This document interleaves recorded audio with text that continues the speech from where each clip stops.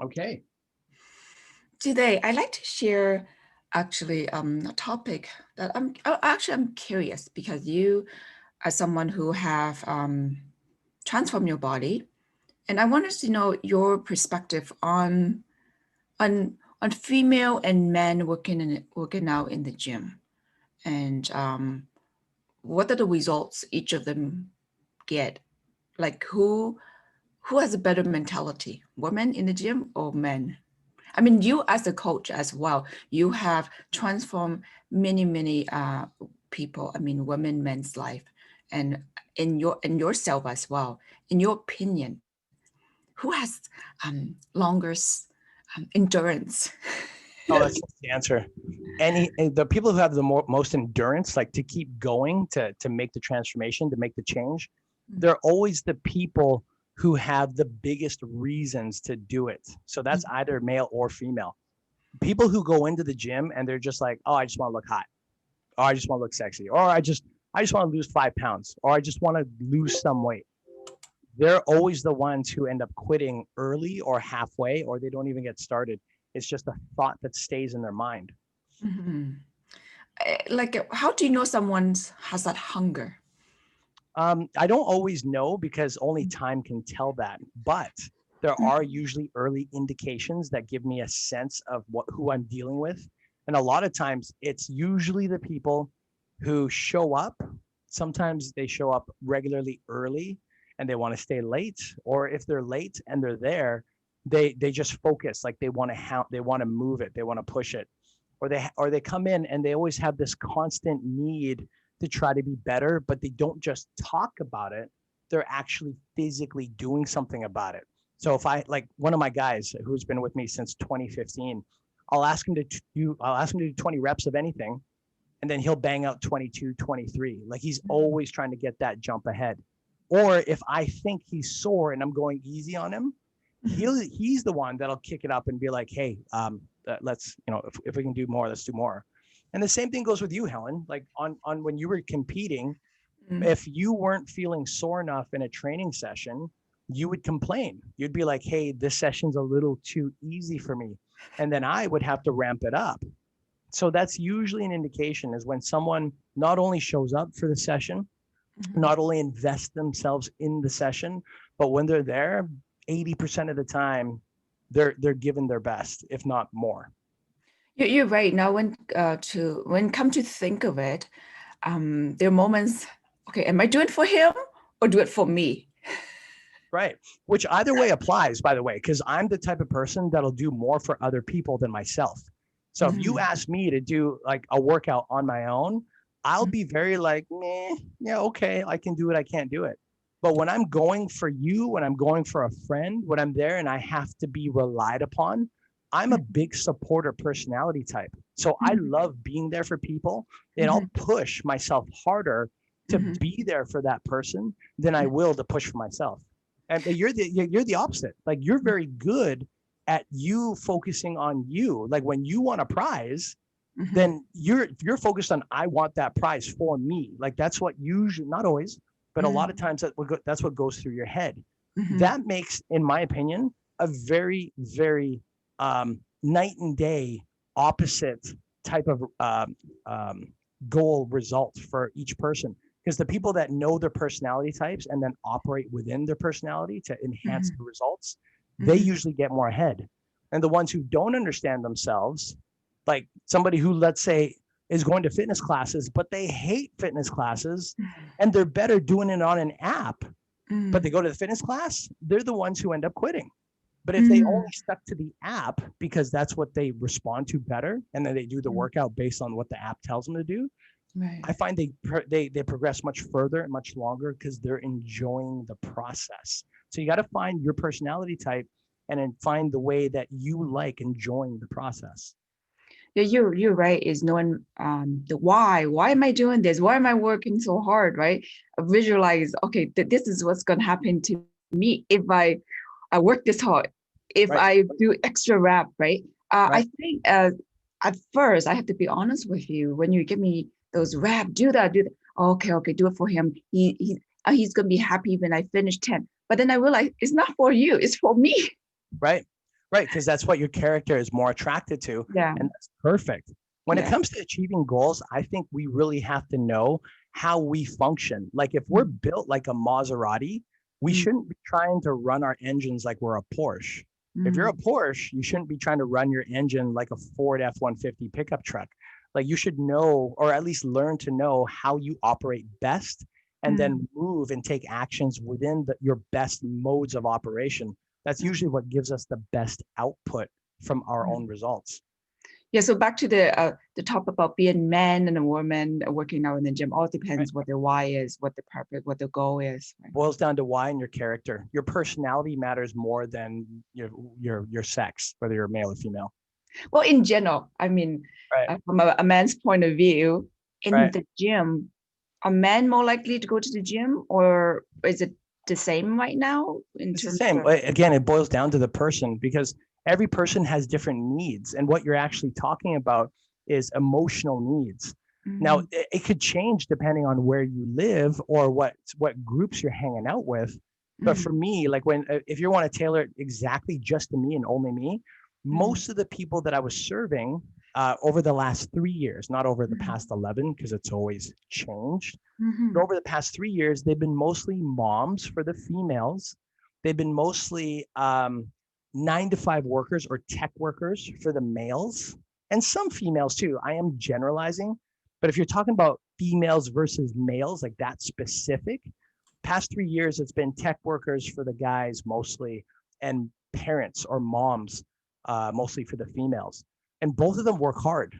What, but like the ones that end up becoming the cream of the crop, again, mm, are the ones who are very clear on what they want, but mhm, most importantly, why they really want it. Now, if you're talking about majority of like who are the females and males, that I just described. But for each category, they had about an equivalent of drive because there was always one or two guys that were mhm, just like, I want that next level. And then mhm, there's always those couple of girls or females that are like, I want that next level.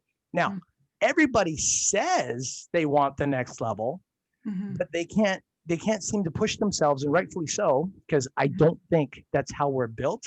But a mhm, lot of them will say it, but when they're not clear on why they want it, they'll push, and then when they get a little pushback, a little pain, a little sore, a little frustration, a lot of times they just end up quitting, or they sustain themselves at that fitness level, never really pushing themselves to that next stage of excellence. Good point. Good point. Last question for today is: what does society have in for women in terms of physical expectation in men? We sometimes I believe that men has more expectation on women to be leaner, to be more attractive, right? I mean, you can tell from so many um, um, pose, the women would look great, but the men, I know this topic, the men would pay less attention to his physical. What's your opinion on that? That's a good question. It's a generalization, so this Mm, does not my response does not apply to every person because it's a very mm, generalized question, right? And a good mhm, question. What I believe is that from ever since the beginning of time until like the day human race gets extinct, I yeah. believe that women will have more pressure on them to look good, Mm, generally speaking, and men, it could be a little bit more lenient. But the mm, reason for that, I believe, is that because mentally we're all wired up that way. That's just how we're wired up. Like mm, women, generally speaking, are a lot more attracted to the emotional connection. They mm, want to have someone to have a conversation with, to talk to. They want someone who mentally stimulates them. mm. Whereas a guy can get attracted if the girl just looks stunningly attractive.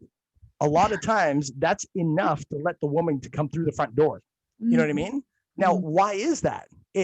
Some, and everyone's got like their stigma. Oh, men are like, and this is not my belief. It's just what I've always heard. Men are dogs, or like men just want sex, whatever. But you know what? It's like it doesn't matter which part of the world you go. It's yeah. not like a bunch of guys got together and said, "Well, how do we pick a girl?" Oh, this is how you pick a girl. Okay, let's do this. And then everybody around the world just somehow figured that out. No, you could take a child, a male child, and as they grow, Yeah, and I see this a lot with like my friends' kids, and like they're like 5, 6, 7, 8, 10 years old.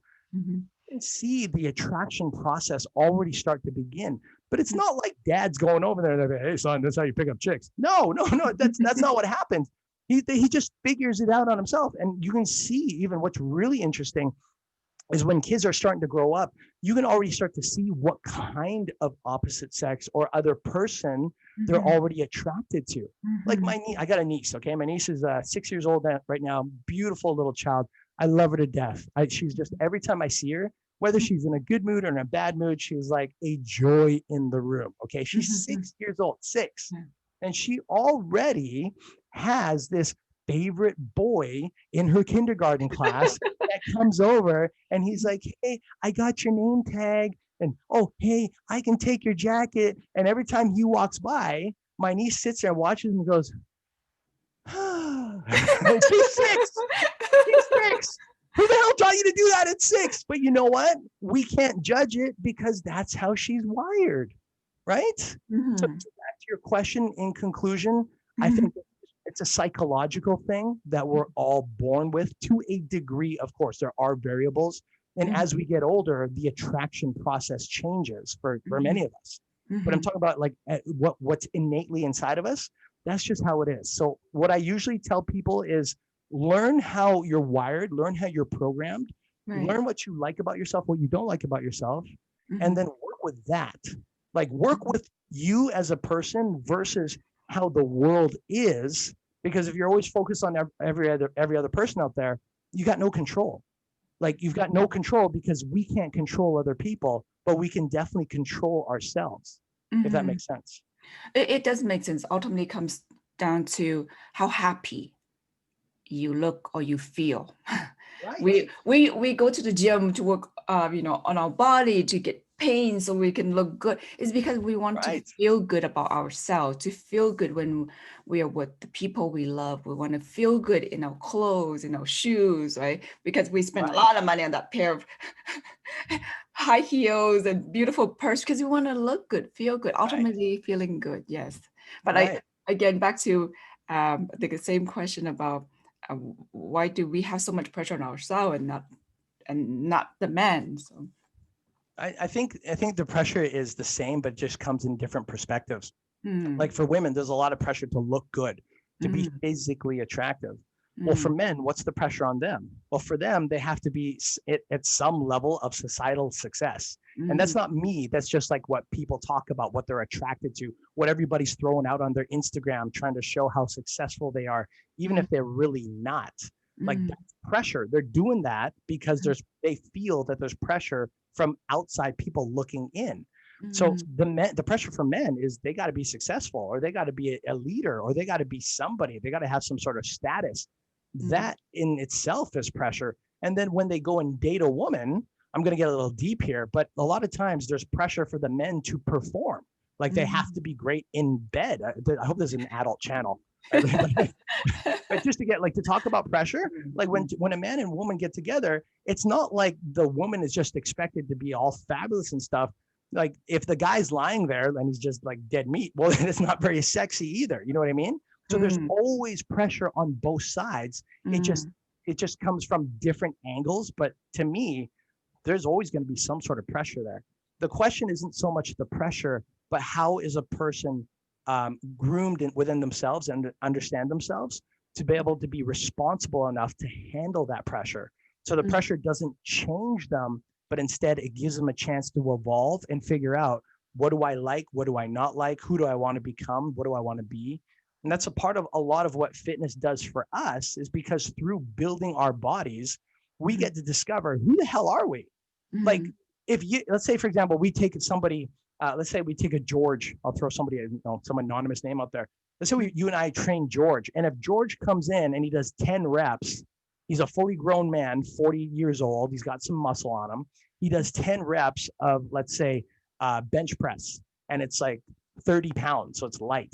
mm, After those 10 reps, if he's like, oh, I'm too tired now, I'm so sore, we get an idea of what his character is, mm, right? Because you know what? You know what's crazy? I find a lot of the ways how people train in the gym is how they live life. How they train in the gym is a mirror of reflection, not exactly, but it's a window to be able to see of how their operations are, of how they manage themselves in their day-to-day life. Like somebody that goes to the gym and goes, ooh, this hurts after like 10 reps. A lot of times they're usually the people that'll go out in the world and they'll try to look for a job. And somebody says, no, we don't need you. You're not fit for us. And instead of being like, okay, I'm going to go out there, do it again. They're usually the ones that go, oh my God, that really hurt. No, okay. Now I'm a loser because I can't get a job because nobody will hire me. Nobody will hire you. You went to one place, man. You know what I mean? But then you get people that'll go into the gym and they're like, ow, this hurts, but I got to try again. Oh my God, this is grueling, but I have to get better. That translates into life.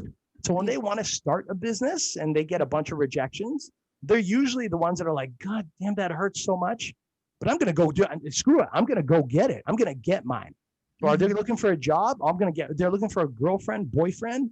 They get 2, 3, 4 rejections. You know what? Oh, that hurts so much, but it doesn't matter. I know what I want. I'm going to go out there and get it.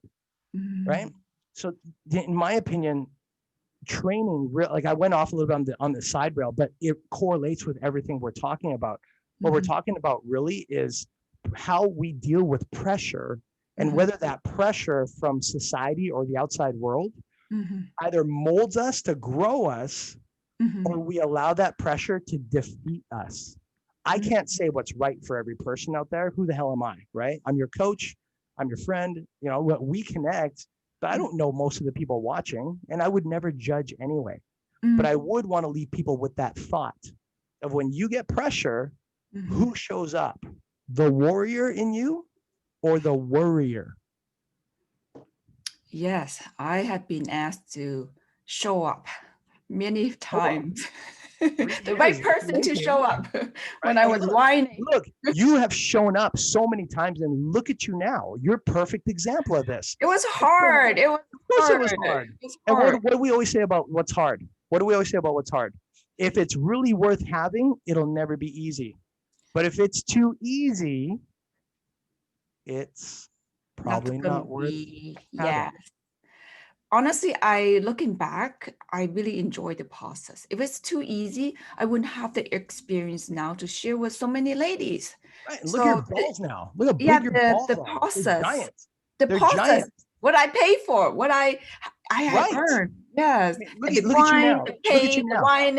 Here we are in a Zoom call together. And I asked you, I'll never forget it. I remember the first time I asked you, May of 2018. I still have the videos. I'll pull them up soon enough. But I've got the video of me saying to you, Helen, it'll take some work, but I believe you've got a lot of potential.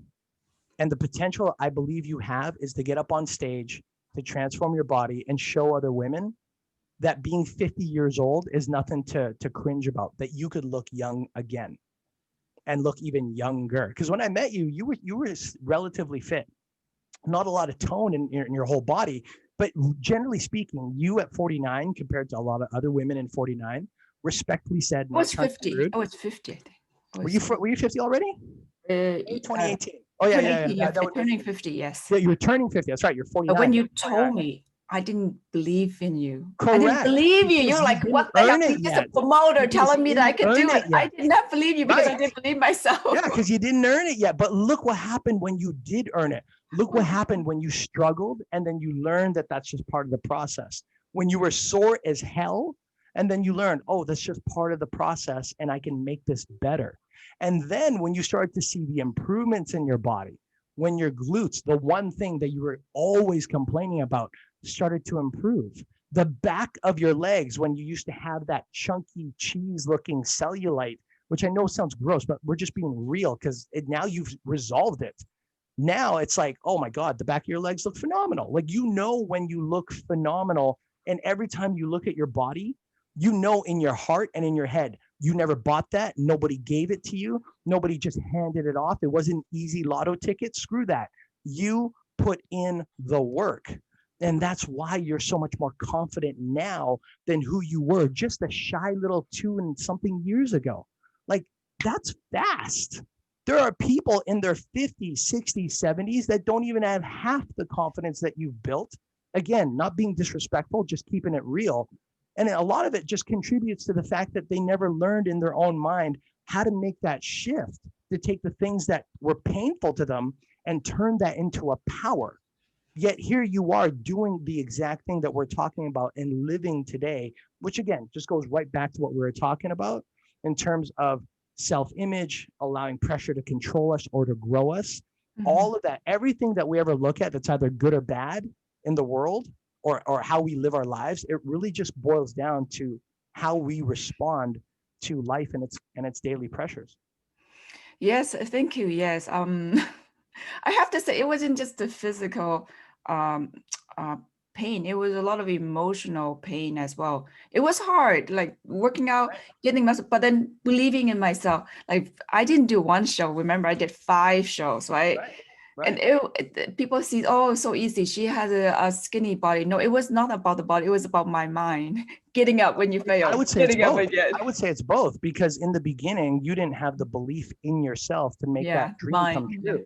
But remember, you made the shift the moment, like you got like, okay, so you went from 2018, nah, I'm not doing it, Alan. I'm not that kind of person. I'm not interested in that kind of attention. I don't think I can do it. Nah, the list goes on, right? And then 2019, you kicked over and said, I'm going to do this, because external pressure was pushing you to either break through or break apart.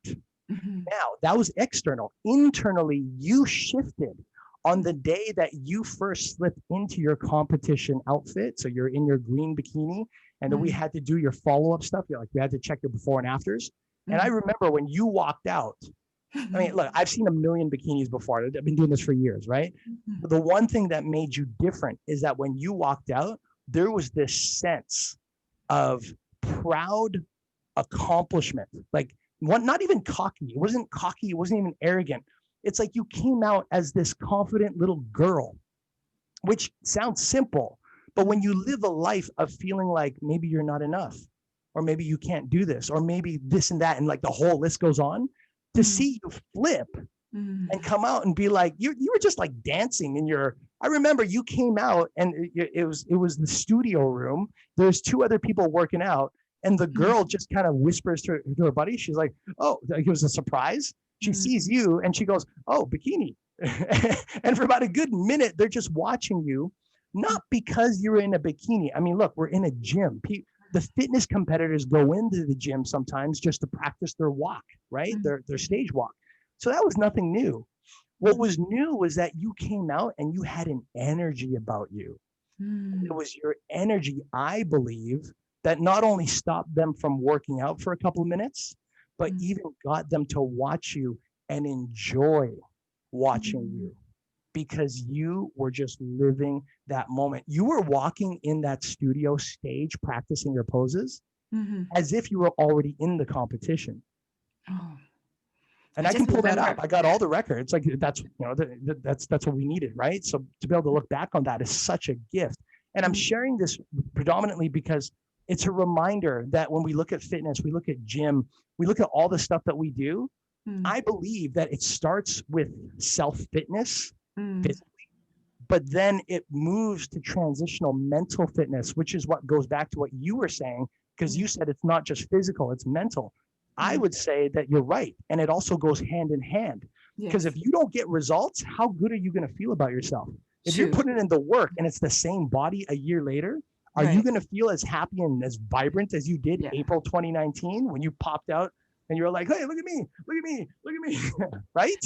This is very true. Yeah, how you look good, you feel good. Totally agree. And I look good because I feel good then because I look great. I was almost okay. Next week is a competition. I think I'm ready. Even though I wasn't sure I would be placed, but I did what I could at that moment, and I couldn't tell. Okay, I slack off. I put all the effort I had, right? So that's all I could do. Calendars. I still have your calendars from 2019. You look at how many hours you put into that preparation. You treated your training like it was somewhere between a full-time and a part-time It was job. like an Olympic. It was very similar to, Yeah. To me, it is because fully dedicated. more than Olympic because I've never done any big tournament. I mean, never big events like that. For me, it was the biggest thing in my life because it's something I never Which it thought I would was. do. And on Which it stage, half was. naked. It's like, wow. Right. So I give In it all your I have. youngest body, in your youngest looking body. The small win. Okay, so 2018 was very casual for your training. You're in about 3 days a week for private, 1-to-1 for the. Oh, that was just for like right. It And wasn't then for the martial anything, arts stuff right? was about 2 Yeah. days a week. So you're on and off, minus the vacations, right? But the moment you made that decision, I'm like, okay, let's go. Yeah. It was only that 3-month window. It was February, March, April, where we kicked it up to 5 days a week, solid, sometimes 6.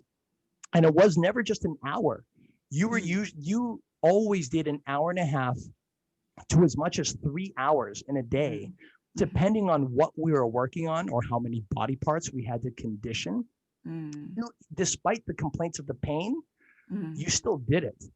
You still did. And I'm saying this as a testimony that if anybody's watching this and they're like, oh, it's going to take me 5 years. Oh, I've got all this excess weight on me. No, listen, it could take you forever to lose your 10, 20, 30, 40 pounds.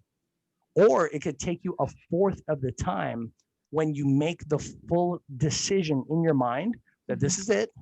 This is not forever, but for a period of time, a short period of time in my life, I'm going to dedicate this block of time to me.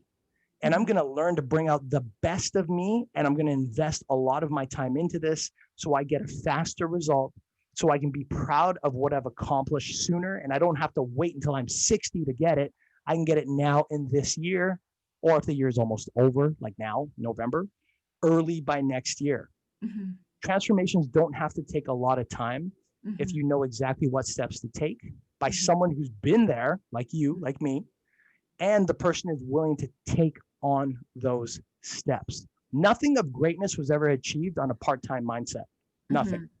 Nothing. You're totally right. I think without making a commitment to join the fitness competition, I wouldn't have worked so hard. So anybody wanted to achieve something, you have to have a specific goal. In 2018, I didn't have a goal. Oh, I just worked out to be strong. There's no goal, 100%. Right? There was specific goal. We are going on stage. I'm going on tournament, right? So it's like, here it is. You have to prepare. If you want to look good, then you work hard. For the longest time, do I want to be placed top 5? Do I want to place top 3? So all the requirement for myself was there, right? So I didn't want it to be just one of the competitors. I didn't. I have a goal. Okay, please top 3 or top 5, and you say maybe top 5. The way you're working at, it's like, oh, that was depressing too when you told me maybe not, maybe. Then I give it all. I said, you know what?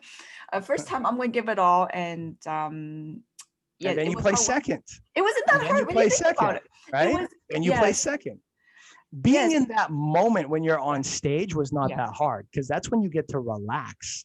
The hard work, the hard part was all the months prior to that, the hours before that. It's like people that go into a boxing ring, or they take part in the Olympics. The Olympics itself is not the hard part. That's where they get to chill. Like, there's still pressure. People are watching, but that's not the hardest part. The hardest part is all the 4 a.m., 6 a.m. trainings, the 6 hours a day, the sprained ankles, the bruised knees, the busted up muscles that they have to get massaged out, the eating habits that they have to follow. Like, Olympians don't get to eat whatever they want. They don't get to sleep whenever they want. But that's dedication. That's the hard part. And if somebody can get over that, knowing that they're doing this now to get in a tremendous life after, to get tremendous confidence after, then the question only becomes, is it worth it to you? Is it worth it? Like, look at you. You put in the hardest work. And I keep going back to you because the people watching this know you, they're getting to know you.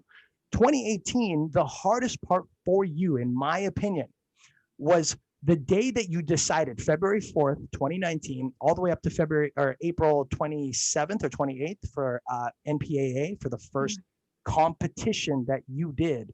That block span of roughly 3 months was the hardest time for you, both physically, emotionally, psychologically, because you were stepping into a world that you had never experienced before.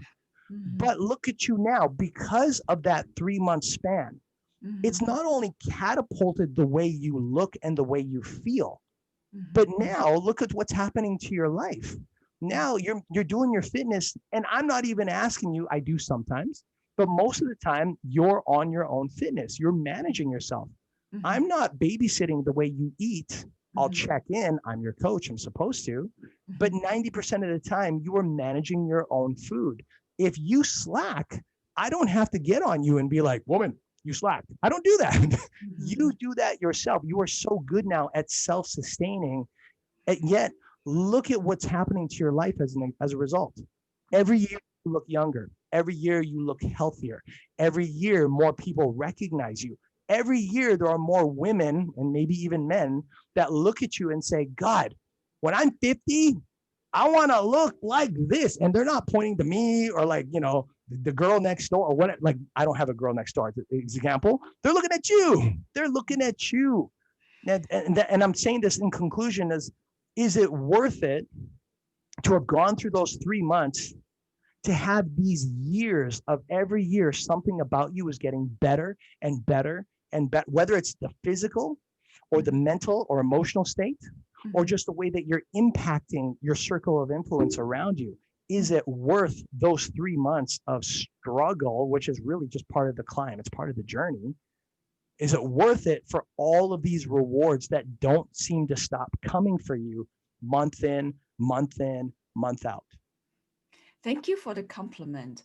I have to say it's a set of skills that we have to push ourselves, like going to school, right? Like writing an exam, like studying.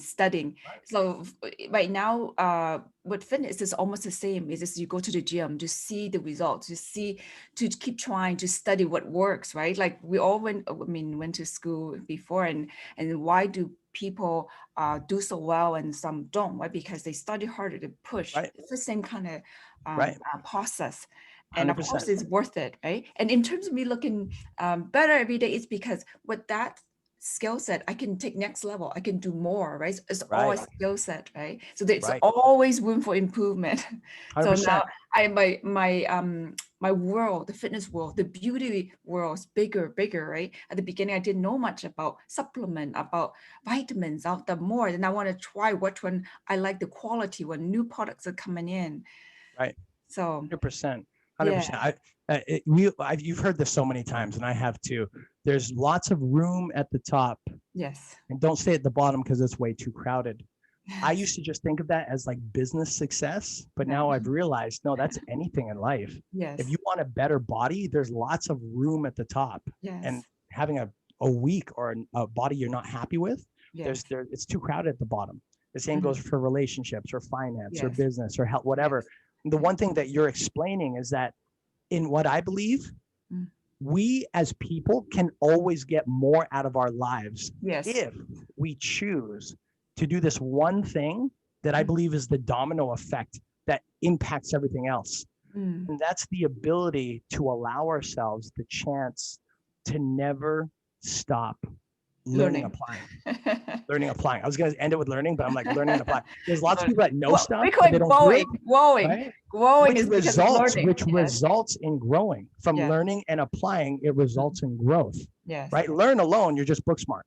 Right. Trying to apply all the time, but if you have no background knowledge, well, then you're kind of be like this. You kind of go everywhere. But when you have both, oh my God. And then every year you're learning something new and then something better. I mean, look at you. Your knowledge now in 2020 is far greater than what you started with in 2018. I can't imagine how much more you're going to know and apply for yourself and for the people who follow you in 2021, 22, 23, 24. You'll be like Jedi Master in like a few years, being able to help just about any woman who's serious about changing their body. The day will come, I believe, when you can look at a woman, spend a few minutes with her and be like, oh, well, you're just missing this, and this. You just need to do this. It'll come so naturally to you. And that's where we are headed. That's where you're headed. Mhm. And that's one of the things that I love about your idea for doing this podcast is now we're getting a chance to bring more people, to that next level of life experience Mhm. with us, where it's not just us feeling good and looking younger as the years go by, but you'll have a following of women that'll also want to do that with you because you're teaching them how. No, I love it because I get to enjoy my beautiful, healthy, I think ultimately healthy figure. So why wouldn't 100%. be something anybody would want to be, right? 100%. Yes. Right. So no, this is great. I actually enjoy this sharing right now at this point. I like you said, right?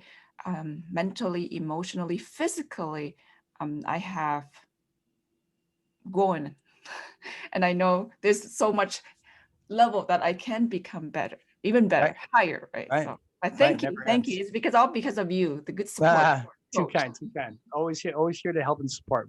I'm happy to be here, part of your career and your transformational life.